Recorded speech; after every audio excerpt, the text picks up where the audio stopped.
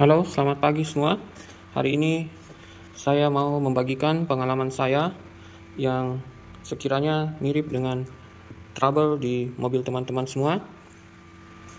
Dan trouble ini cukup mengganggu saya, dan setelah saya mendapatkan solusinya, saya pun segera mengganti partnya.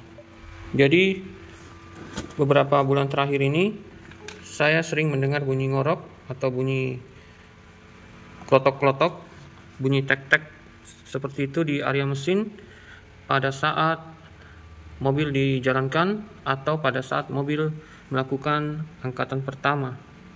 Misalnya dari dalam keadaan berhenti, kemudian kita akan bergerak atau berjalan, itu timbul area bunyi seperti bunyi kopling mobil manual yang diangkat setengah.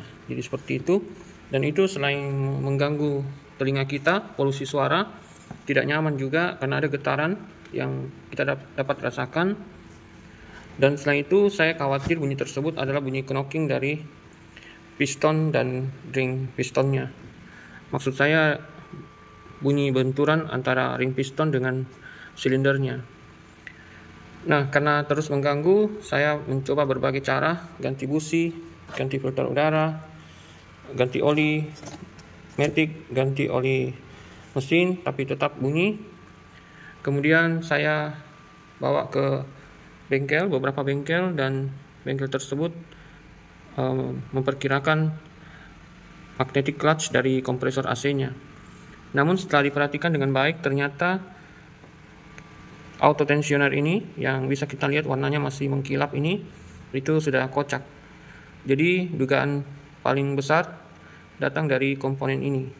Jadi komponen ini adalah auto tensioner yang mana berputar untuk menahan atau memberikan tekanan pada fan bell di mobil kita.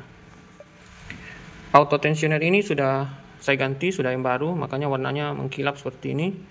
Dan nanti saya akan selipkan videonya, karena pada saat penggantian di bengkel resmi itu dilarang merekam-rekam. Dan ini adalah komponen dari auto tensioner tersebut. Jadi yang kita lihat itu adalah ini, yang terlihat ini adalah yang ini ya. Nah, bagian belakangnya ini tidak terlihat, tapi di sini ada semacam pegas. Tetapi kecurigaan saya ininya masih baik, masih bagus yang bagian belakangnya ini. Dan bagian depannya ini kan ada semacam puli, dan di puli ini ada lahar atau bearing. Nah, inilah yang kocak. Ini adalah bagian yang berputar pada saat bel juga ikut berputar. Nah, di sini bisa kita lihat sudah warnanya sudah hitam, karena mungkin warna dari belt sudah menempel di sini. Dan juga mungkin karena sudah cukup lama sehingga kotor. Tadinya saya tidak percaya atau tidak menerima kalau ininya yang bermasalah, karena kocak sedikit menurut saya itu masih toleransi, karena memang ini benda bergerak, ada banyak memang komponen bergerak di sini. Ini alternator, kemudian di bawahnya ada water pump, kemudian ada magnetic clutch dari kompresor AC, kemudian putaran dari crankshaft grup as besar, dan tentu saja auto tensioner. Auto tensioner ini saya tunjukkan. Ini yang bagian belakangnya, yang ini ya. Nah, itu adalah terhubung dengan bearing yang ada di depan, yang ini. Jadi yang tadi saya perlihatkan itu yang bagian belakangnya. Nah, inilah yang menahan sehingga lahar ini bisa menahan atau memberikan tekanan yang sesuai untuk fan bell di mobil kita. Sebenarnya banyak tutorial yang saya lihat di YouTube yang mana dia cuma mengganti bearingnya saja.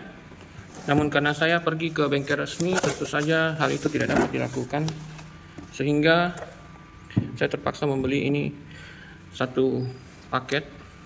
Jadi lahar, puli, dan juga bagian belakangnya ini juga harus saya beli satu paket utuh seperti ini. Ini adalah copotannya. Namun saya yakin ini masih baik, masih bagus sekali. Demikian pula pulinya. Jadi yang bermasalah hanya di laharnya. Karena secara visual saya melihat puli ini kocak seperti itu ya. Nah, kalau kita mau lihat laharnya, ini harus dibuka dulu pakai kunci L8 kalau tidak salah. Ini dibuka, dan ini saya sudah kendorkan.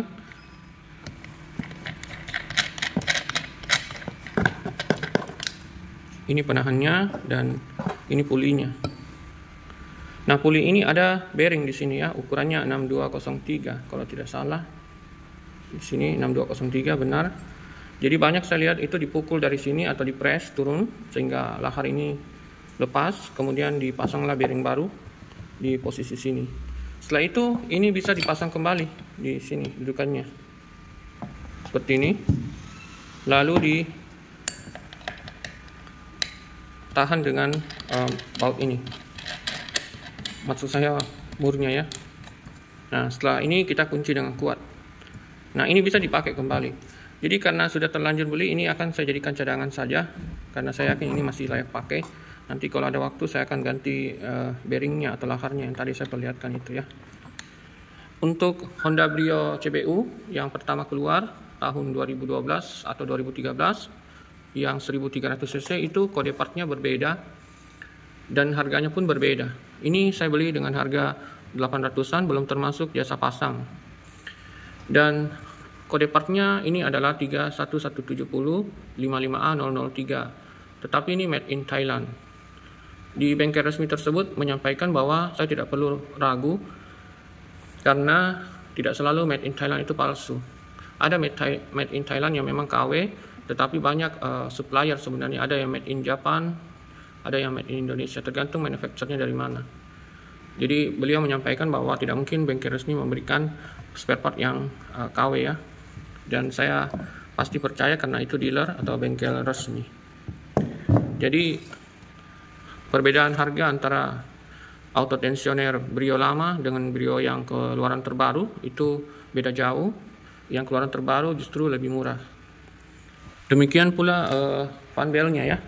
Jadi fan belnya juga saya ganti sekalian karena sudah terlanjur dilepas semua. Ya sudah, saya ganti aja. Dan fan belnya ini juga termasuk yang paling murah di semua mobil Honda. Kode partnya ini ya, 3110 5YA Z02.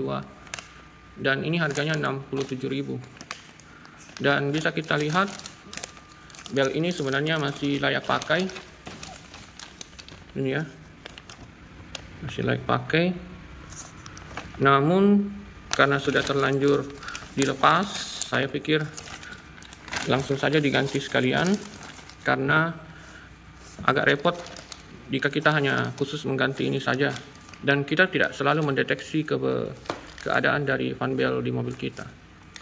Tapi jika suatu hari terdesak dengan dana, mungkin saya akan menggunakan ini saja. Karena banyak saya lihat pemilik mobil itu sampai retak-retak pun masih dipakai. Dan saya berpikir fan bel baru itu masih dalam ulirnya ya. Ternyata justru yang sudah tua itu yang dalam ulirnya. Jadi yang baru itu hampir rata ini semua. Nanti saya perlihatkan juga fotonya. Jadi fan bel juga ada bermacam-macam. Kita harus memperlihatkan nomor rangka pada STNK mobil kita. Jadi dia akan memberikan spare part yang sesuai dengan tahun keluaran mobil kita.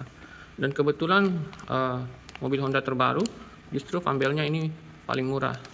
Demikian juga tensionernya ini. Nah, saya rencana pada saat mengganti laharnya nanti saya akan pasang lahar yang mahal, yang terbaik.